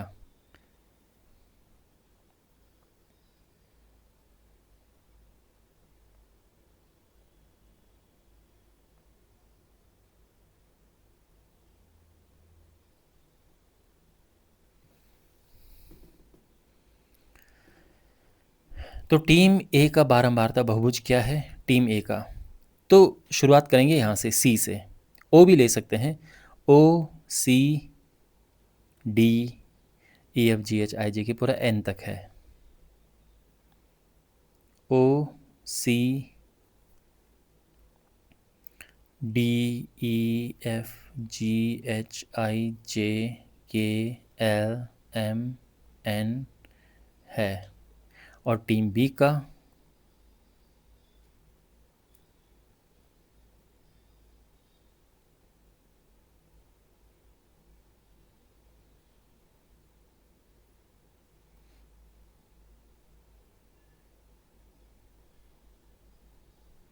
टीम बी का बारंबारता बहुभुज क्या है। अब हम ब्लैक वाली डॉटेड लाइन देखो तो OPQRSTU ये आएगा पूरा OPQRSTUVWXYZ और लास्ट में NB तो है। ठीक है, ये आ गया है और ये कंप्लीट फिगर बन गया है इस तरह से। तो आई होप आपको ये अच्छे से समझ आ गया होगा। हमारे पास एक क्वेश्चन है, आप देख सकते हैं ये सारणी दी है, ये आंकड़े हमारे पास दिए हैं और हमने इसका एक आयत चित्र बनाना है। ठीक है, ये है क्या, एक पार्क में खेल रहे विभिन्न आयु के वर्गों के बच्चों की संख्या का एक यादृच्छिक सर्वेक्षण यानी एक रैंडम सर्वे किया गया। ये बच्चों की आयु है और ये बच्चों की संख्या है किसी पार्क में। तो अब देखो 1 से 2 वर्ष के 5 बच्चे हैं, 2 से 3 वर्ष के 3 बच्चे हैं, 3 से 5 वर्ष के 6 बच्चे हैं और इस तरह से ये है। हमने आयत चित्र बनाना है। ठीक है, क्या आप समझ सकते हैं कि यहाँ पे प्रॉब्लम क्या है। मेरा कहने का ये मतलब है कि डायरेक्ट हम यहाँ से आयत चित्र नहीं बना सकते हैं। पहले हमने एक दूसरी सारणी बनानी है, फिर हमने आयत चित्र बनाना है। लेकिन दूसरी सारणी बनानी क्यों है। अगर आप यहाँ पर देखें, यहाँ पर गैप है 1 का, यानी इसमें से इसको घटाओ 1 आएगा, इसमें से इसको घटाओ 1 आएगा। यहाँ पे गैप 2 का है, यहाँ पे भी 2 का है, ये 3 है, ये 5 है और ये 2 है। तो यहाँ पर गैप एक जैसा नहीं है। एक जैसा नहीं है तो इसलिए हम सीधे नहीं बनाएंगे आयत चित्र। तो पहले हम क्या करेंगे, देखो आयत चित्र में क्या होता है, आप जानते हैं ना कि हम इस तरह से आयत बनाते हैं। तो यहाँ पर आप देख रहे हैं 10 से 15 के सामने 10 लिखा है ना, लेकिन ये जो 10 लिखा है हम ये चेंज कर देंगे। हम क्या कर देंगे, यहाँ पे जो भी है अभी आप देखेंगे, इसकी आयत की जो लंबाई है ये लंबाई हम चेंज कर देंगे। अब वो किस तरह से, वो तो अभी आप देखेंगे। वैसे ये लंबाई बाद में 2 हो जाएगी, इतनी हो जाएगी ये। उसका रीज़न ये है कि 10 से 15 जो गैप है हमको एक के गैप के हिसाब से लेना है। तो गैप तो 1 का होना चाहिए, लेकिन यहाँ पे 5 का गैप है, तो जो ये 10 है ये 5 जगह बढ़ जाएगा फिर, इसलिए 2 की ही हाइट होगी यहाँ पे। अभी हम बनाएंगे तो आपको समझ आ जाएगा। लेकिन यहाँ पर जो ये आयत हम बनाएंगे उनकी लंबाई हम अब ये नहीं बनाएंगे। देखो ये हम तब बनाते जब लंबाई बिल्कुल ये होती 1 से 2, 2 से 3, 3 से 4। तो जितना यहाँ पर लिखा है उतनी ही लंबाई की आयत बना दो, कोई प्रॉब्लम नहीं। लेकिन क्योंकि यहाँ पर जो ये हैं वर्ग है उसकी चौड़ाई में अंतर है, तो अब हम इन्हें चेंज करेंगे, हमें ये चेंज करने पड़ेंगे, बिल्कुल अब ये नहीं होंगे। तो किस तरह से चेंज करते हैं वो अभी आप देखेंगे। तो यहाँ पे मैंने एक सारणी ली है जो कि हम बनाएंगे। तो हमने 2 और बनाने हैं यहाँ पे, 2 कॉलम और बनाने हैं। ठीक है, तो आयु वर्षों में यहाँ पे और बच्चों की संख्या हम यहाँ पे लिखेंगे। तो पहले तो ये लिख देते हैं 1 से 2, 2 से 3,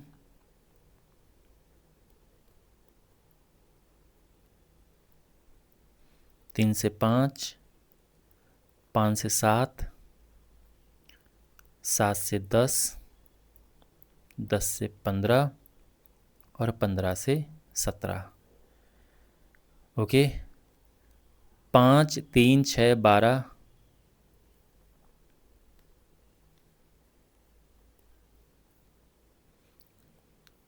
9, 10, 4।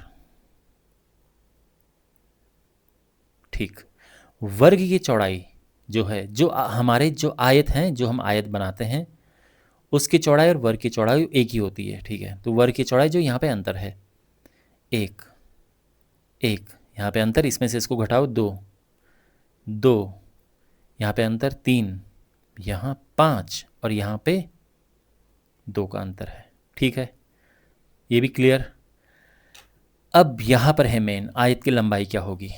तो अब ठीक से समझो, ठीक है। तो पहली बात तो ये कि हमने सबको इसके हिसाब से देखना है, यानी ये वर्ग की चौड़ाई 1 है और सब जगह 1 होना चाहिए था पर है नहीं, इसलिए हमें चेंज करना पड़ रहा है। तो सीधी बात ये है कि पहले मैं आपको सिंपल तरीके से समझाता हूँ, ठीक है। यहाँ पे वर्ग की चौड़ाई 2 हो गई है, होनी 1 चाहिए थी, तो जो इस 6 से 2 जगह बढ़ जाएगा, यहाँ पे 3 आएगा। लेकिन करना कैसे है मैं आपको बताता हूँ। यहाँ पर होनी जो चाहिए, यानी सबसे कम वाला उठाते हैं, सबसे कम 1 है, तो यानी सब कोई 1 होनी चाहिए थी बटे, तो अब सब में जो ऊपर है 1 ही आएगा।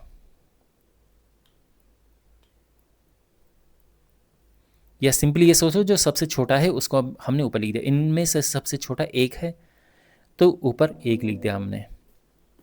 ठीक, अब जो नीचे नंबर है, ये जो ये नंबर लिखे हैं ये नीचे आएंगे।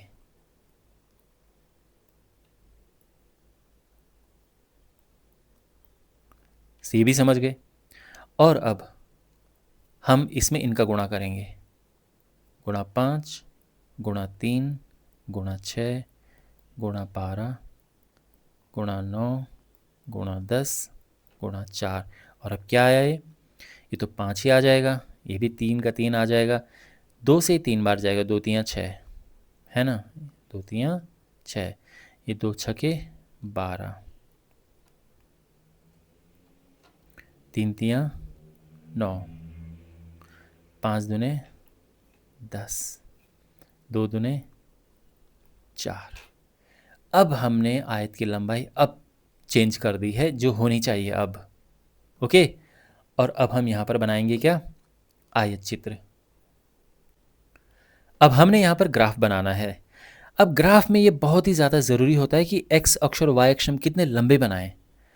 तो ये नंबर यहाँ पर देखो, ये है 1 से 17, 17 तक क्या यहाँ पे हम खींच सकते हैं। 17 तक अगर हमें देखना हो, देखो यहाँ से शुरू करेंगे, 2 3 4 5 6 7 8 9 10 11 12 13 14 15 16 17 18, परफेक्ट परफेक्ट, पूरा 17 हो रहा है, बहुत बढ़िया। क्योंकि अब ये ना आराम से कवर हो जाएंगे। अगर हम छोटा बनाते, जैसे अगर हम 2 4 6 8 करके चलते, तो इतना साफ सुथरा फिगर नहीं बनता। खैर, अब वाई अक्ष,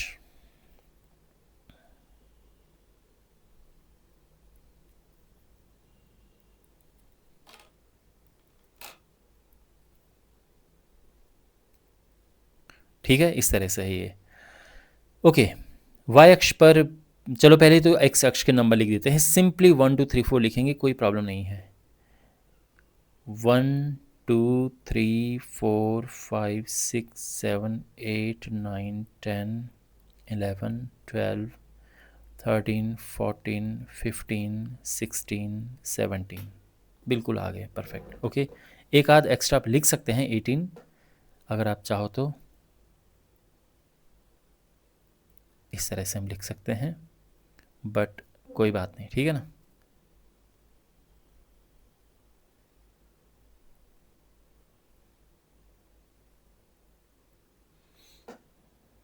तो एक्स अक्ष पे हमने ये नंबर लिख दिए हैं, अब हमने वाई अक्ष पर लिखने हैं। तो वाई अक्ष पर लिखते हैं हमने जो चेंज किए हैं यहाँ पर, अगर चेंज नहीं करने पड़ते हमें तो हम ये लिखते, पर क्योंकि यहाँ पर अंतर अलग अलग था, चेंज करने पड़े, अब हम ये लिखेंगे। तो सबसे बड़ा नंबर इसमें देखो, सबसे बड़ा है 6, सबसे छोटा है 2, 6 भी आना चाहिए, 2 भी आना चाहिए। तो अगर हम एक एक करके लिखेंगे तो आराम से आ जाएगा, 1 2 3 4 5 6, एक आध एक्स्ट्रा लिख देते हैं, ठीक है, चलो परफेक्ट। और अब हमने यहाँ पर बनाना है आयत चित्र। तो देखो 1 से 2 तक 5 हैं, 1 से 2 तक है 5, तो ये है।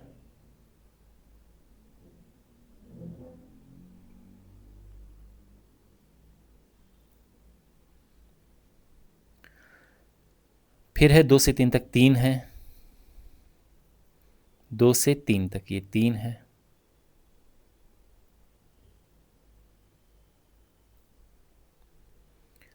3 से 5 3, 3 से 5 तक 3,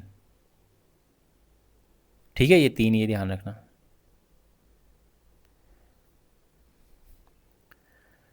5 से 7 है 6, 5 to 7 है 6, 6 ये है, इसकी सीट पे आना चाहिए, यानी ये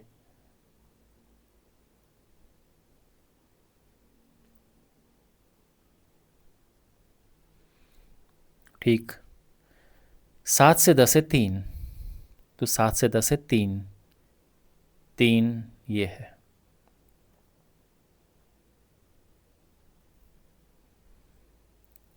10 से 15 है 2, 10 से 15 है 2, तो 15 ये है, ठीक है, 2 ये है।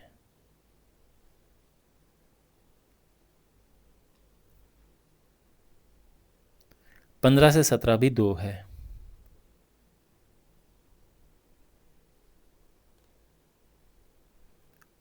और ये हमारा आयत चित्र परफेक्ट बन गया है।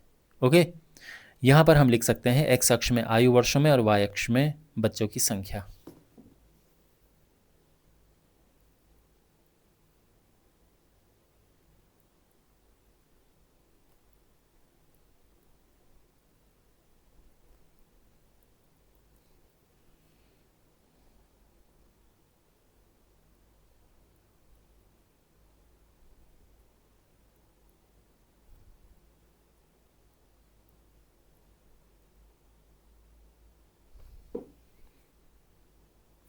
ठीक है, और इस तरह से ये हमारा परफेक्ट बन चुका है आयत चित्र।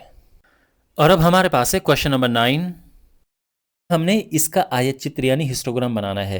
अब यहाँ पर एक चीज़ आप देखो, इसका गैप क्या है, इसमें से इसको माइनस करो 3, इसका गैप क्या है 2, इसका गैप क्या है 2, और इसका गैप क्या है 4, और यहाँ पे 8।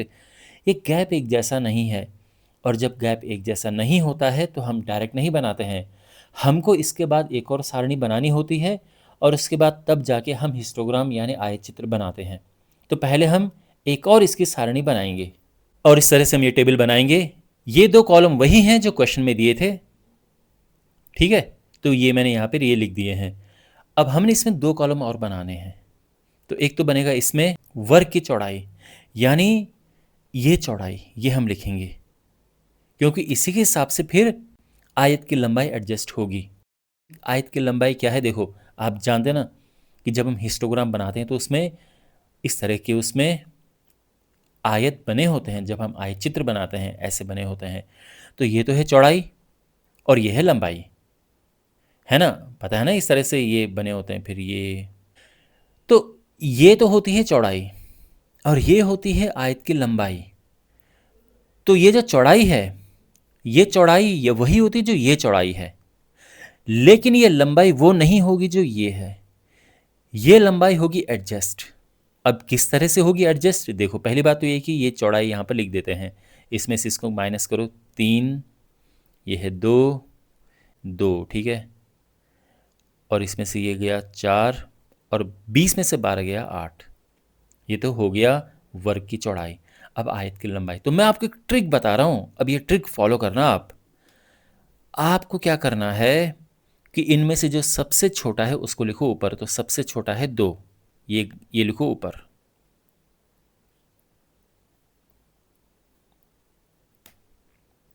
और जो भी यहां पर लिखे हैं वो आएंगे नीचे।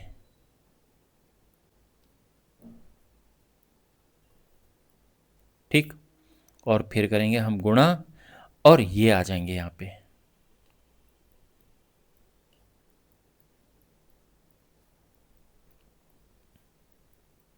ये सिंपल ट्रिक है इसकी, ये ध्यान रखना, ठीक है, कभी भी आप गलत नहीं करेंगे अगर ये ट्रिक आपको ध्यान में रहे। अब ये क्या होगा, तो ये 3 दूने 6, 2 दूने 4, ये 2 से 2 कटा, ये आया 30, ये भी 2 से 2 कटा 44, ये 2 से कटा, ये 2 दूने 4, 2 अठे 16, और ये 2 चौको 8 और 4 एकम 4, 1। ठीक, यहाँ तक समझ गए। अब आयत की लंबाई आ चुकी है, वर्ग की चौड़ाई आ चुकी है, और अब बनाते हैं आयत चित्र। तो यहाँ पर हमने ये ग्राफ पेपर की तरह ये ले लिया है। ये x अक्ष है, ये y अक्ष है। x अक्ष पर आएगा वर्णमाला के अक्षरों की संख्या और y अक्ष पर कुल नामों की संख्या। यानी देखो, जो ये टेबल में जो यहाँ पर होता है, ये तो है x अक्ष, ये आएगा। y अक्ष पर आना इसे चाहिए था, मतलब ये इन संख्याओं को आना चाहिए था, बट अब ये संख्याएं आएंगी क्योंकि अब हमने इसको एडजस्ट कर दिया है। ये y अक्ष पर आएगा, लेकिन ऊपर हम क्या लिखेंगे? कुल नामों की संख्या y अक्ष पर। तो यहाँ पर वही लिखा है, ठीक है। अब यहाँ पर ये हमने देखना होता है कि नंबर क्या लिखें यहाँ पे, ये बहुत इंपॉर्टेंट पार्ट है। तो नंबर देखो, सबसे बड़ा है यहाँ पे 20, तो हमने, और एक सबसे छोटा है, तो 1 से 20 तक यहाँ पे कवर होने चाहिए, जो कि मुश्किल नहीं है। अगर हम 2 4 6 करके लिखें तो आराम से हो जाएंगे। 2 4 6 8,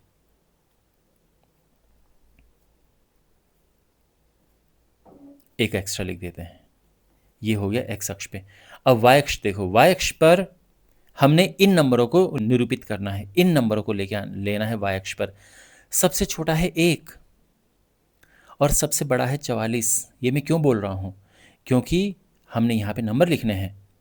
अब हमने ऐसे नंबर लिखने हैं कि इसमें 1 भी आ जाए और 44 भी आ जाए। तो कैसे लिखें? देखो, यहाँ पर हम 5 10 15 20 ये लिख सकते हैं, कोई प्रॉब्लम वैसे इसमें होनी नहीं चाहिए।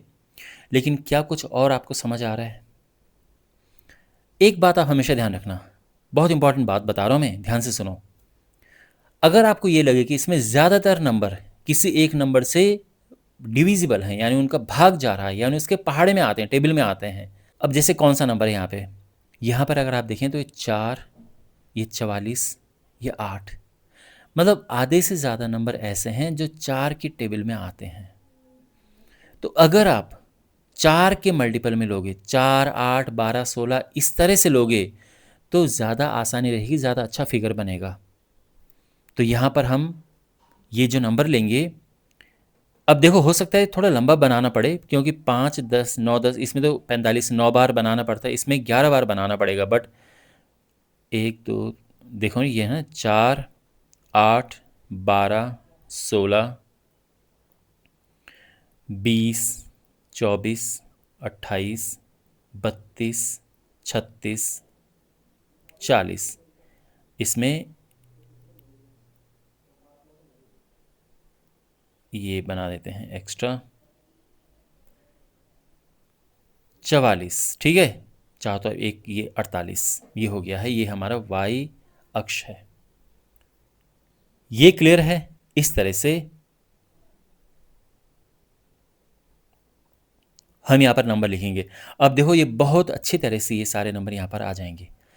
तो सबसे पहले अब देखो बनाते हैं आयत चित्र। तो यहाँ पर 1 से 4 है 4, 1 से 4 यानी जो हम आयत बनाएंगे 1 से लेके 4 तक, उसकी वो चौड़ाई होगी और लंबाई होगी कितनी? 4। तो 1 यहाँ पर बिल्कुल बीच में है, क्योंकि 2 है तो 1 से 4 तक ये 4 है, ठीक है। फिर है 4 से 6 तक 30 है, ये 4 है 6 है 30, 30 है 28 और 32 के बीच में।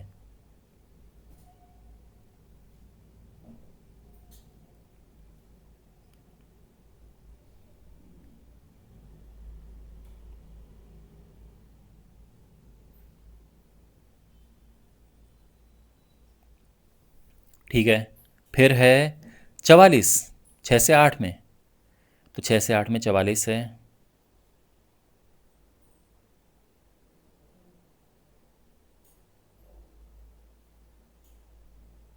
ओके। फिर 8 है, 8 से 12 में, 8 से 12 में 8 है, 8 ये है, परफेक्ट। और एक है 12 से 20, 12 से 20 में एक है, तो देखो 4 ये है, 2 बिल्कुल आधे में होगा और 1 यहाँ पे होगा, तो ये। ऑलराइट, तो इस तरह से आयत चित्र बन चुका है। मुझे उम्मीद है कि आपको ये बिल्कुल समझ आया होगा। देखो, बहुत कुछ आपने इसमें सीखा है। आपने इस क्वेश्चन में ये सीखा कि आयत की लंबाई को कैसे एडजस्ट किया जाता है जब हमारे पास ये जो वर्ग हैं इनकी चौड़ाई एक जैसी नहीं है, एक जैसी नहीं थी इनकी चौड़ाई, तो हमने इनको एडजस्ट किया। कैसे किया? बहुत अमेजिंग ट्रिक आपने ये सीखी। आपने ये सीखा है कि ये नंबर हमें यहाँ पे किस तरह से लिखने चाहिए, ये भी इंपॉर्टेंट है बहुत ज़्यादा। ओके, आपका आपका ग्राफ आय चित्र कितना अच्छे से बनता है ये इन पे भी डिपेंड करता है कि आपने नंबर यहाँ पे क्या लिखे हैं। तो ये सब मुझे उम्मीद है कि आपको समझ आया होगा अच्छे से। अब इसमें एक और क्वेश्चन है, इसका सेकंड पार्ट क्या है? वह वर्ग अंतराल बताएगी जिसमें अधिकतम संख्या में कुल नाम है। तो वर्ग अंतराल हमने बताना है जिसमें सबसे ज़्यादा कुल नाम है। तो साफ दिख रहा है 44 किस में है? इस वर्ग अंतराल में है सबसे अधिक कुल नाम। तो हमारा आंसर है 6 to 8। तो हम इस तरह से लिखेंगे कि 6 से 8 का जो वर्ग अंतराल है इसमें सबसे अधिक कुल नाम है। ओके, तो आई होप आपको ये सोल्यूशन समझ आया होगा। चैनल को सब्सक्राइब करें।